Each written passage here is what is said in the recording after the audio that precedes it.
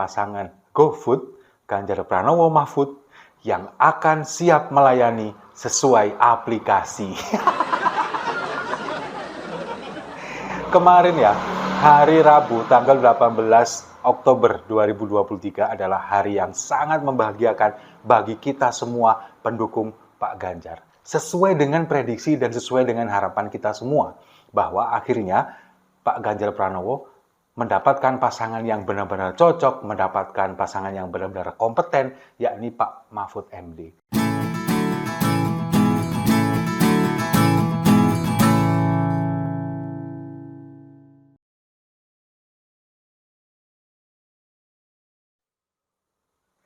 Salam damai untuk Indonesia, berjumpa lagi bersama saya, Pak Badimas.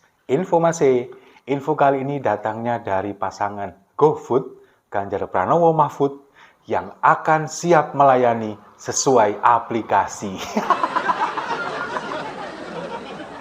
Kemarin ya, hari Rabu tanggal 18 Oktober 2023 adalah hari yang sangat membahagiakan bagi kita semua pendukung Pak Ganjar. Sesuai dengan prediksi dan sesuai dengan harapan kita semua, bahwa akhirnya Pak Ganjar Pranowo mendapatkan pasangan yang benar-benar cocok, mendapatkan pasangan yang benar-benar kompeten, yakni Pak Mahfud MD.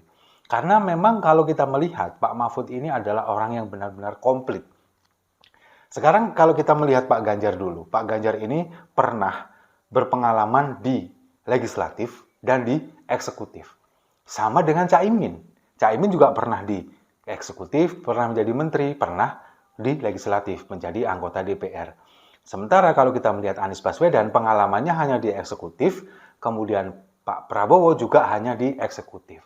Sementara Pak Mahfud ini komplit, tiga-tiganya dari trias politika ini pernah semua. Beliau ini pernah menjadi menteri dulu zaman era Gus Dur, menteri pertahanan, dan juga menteri kehakiman dan hak asasi manusia. Lalu pernah menjadi anggota DPR RI dari Partai Kebangkitan Bangsa. Berulang kali menjadi anggota DPR RI. Beliau juga seorang dosen, pengajar. Lalu pernah menjadi ketua Mahkamah Konstitusi. Komplit lah pokoknya. Paket lengkap. Nah, kalau misalkan begini, kenapa saya bilang ini sesuai dengan aplikasi? Ketika kita misalkan memesan order GoFood, memesan order sesuai dengan aplikasi. Ini kan memang apa yang kita inginkan, itu kan biasanya selalu dilayani oleh baik penjual ataupun kurir yang mengirimnya. Itu selalu, misalkan, minta tambah sambal, misalkan. Atau mungkin bungkus ini bumbunya dipisah, misalkan. Itu kan sesuai dengan aplikasi, dan itu biasanya selalu dilayani dan selalu dipenuhi. Nah, pasangan GoFood ini, namanya GoFood bukan sih? Belum ya? Mungkin Gama atau mungkin GoFood belum tahu. Tapi yang jelas, kalau sesuai dengan aplikasi, mereka berdua ini akan melayani masyarakat Indonesia kalau nanti menjadi pemimpin sesuai dengan permintaan kita, sesuai dengan aplikasi, sesuai dengan keinginan kita, dan meskipun nggak semua pihak yang bisa diuntungkan atau nggak bisa dilayani dengan baik, tapi minimal demi masyarakat Indonesia yang terbaik akan mereka perjuangkan. Setuju ya? Nah, sekarang menariknya lagi, kalau kita melihat Profesor Mahfud MD, beliau ini adalah orang yang sama dengan Pak Ganjar. Duit tunggal kalau bagi saya, terutama masalah pemberantasan korupsi dan anti terhadap radikalisme. Cocok banget mereka berdua ini. Pak Ganjar dulu sangat tegas memberantas radikalisme dengan mengingatkan ASN bawahannya, terutama di sekolah, kepala sekolah ataupun guru-guru, bahkan di ASN di kalangan yang lain. Kalau misalkan tidak setuju dengan Pancasila, mengundurkan diri saat ini juga.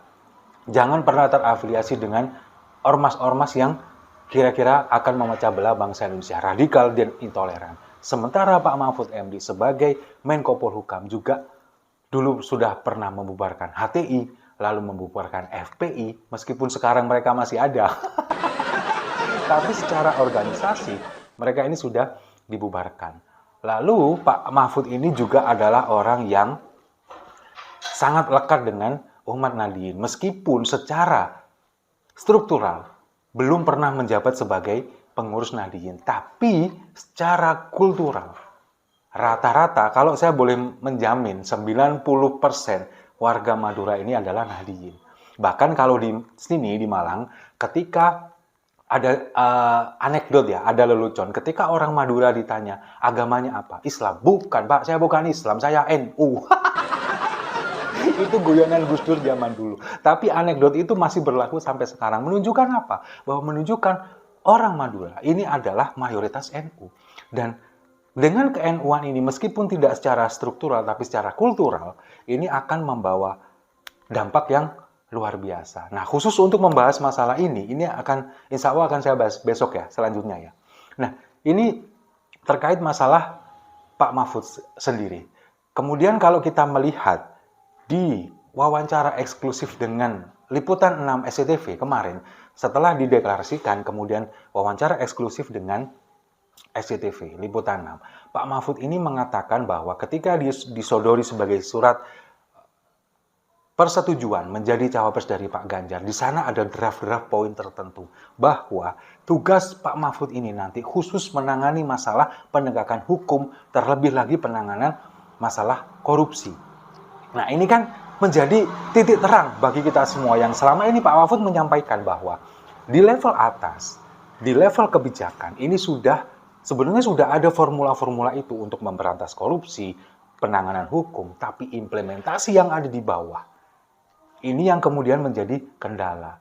Mungkin ini nanti ketika Pak Mahfud menjadi wakil presiden di 2024, masalah-masalah ini bisa teratasi. Karena apa? Karena beliau lebih punya wewenang, lebih punya power daripada menjadi Menko Polhukam. Mungkin seperti itu. Ini harapan kita semua. Penegakan hukum di Indonesia ini akan jadi lebih baik lagi. Terutama masalah apa? Masalah korupsi. Kenapa ini kok kemudian dikaitkan dengan masalah korupsi? Begini, Prof. Mahfud ini menceritakan ketika dia kemudian pertama kali ditawari menjadi cawapres, ini dia mengatakan bahwa berpikir ini kira-kira mengeluarkan biaya berapa. Kenapa? Karena di selentingan dari banyak pihak, kalau misalkan nanti menjadi cawapres ini justru memberikan setoran mahar kepada yang mengajak, kemudian ini untuk biaya kampanye, untuk relawan, untuk saksi, dan lain sebagainya, seperti itu.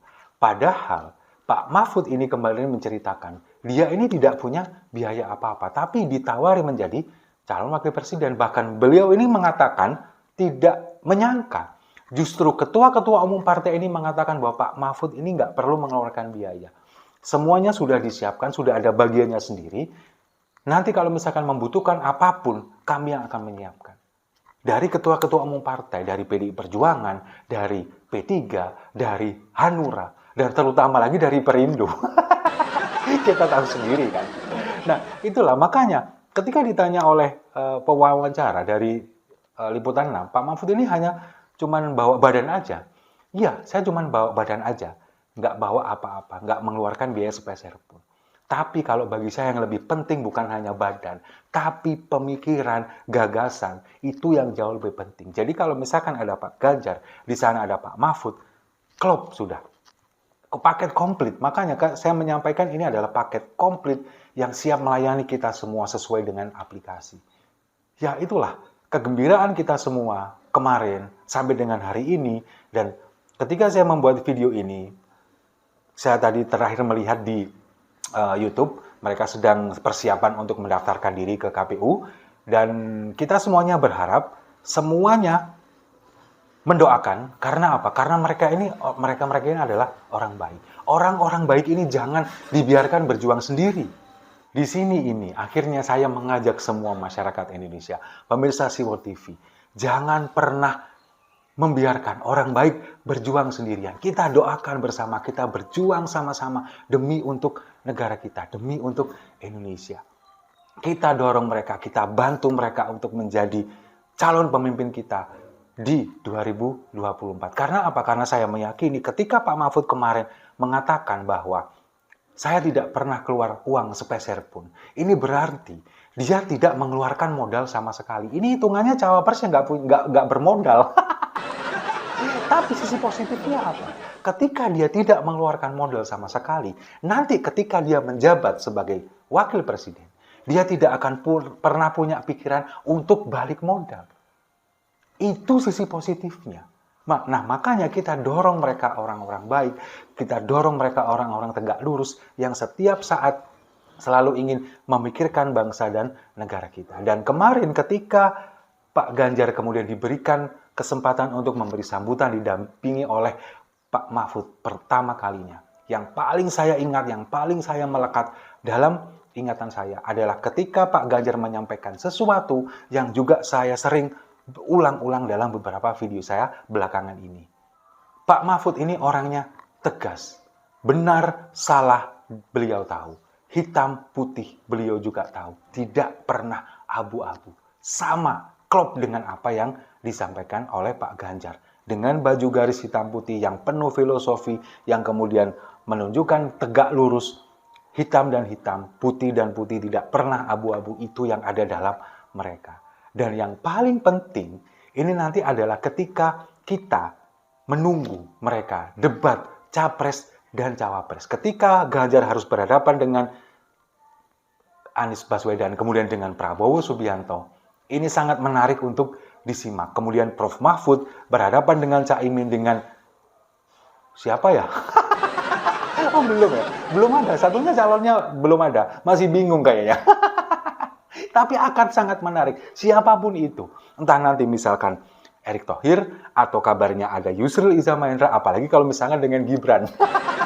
Misalkan ini. Ini akan sangat menarik. Debat antara calon presiden, kemudian debat antar calon wakil presiden. Akan sangat menarik bagaimana Profesor Mahfud ini akan menguliti mereka semua. Justru kalau saya melihat nantinya bukan hanya sebuah debat, tapi akan memberikan kuliah mereka secara gratis. Setuju ya? Kalau setuju, mari kita minum kopinya sama-sama untuk pasangan GoFood yang akan melayani sesuai aplikasi.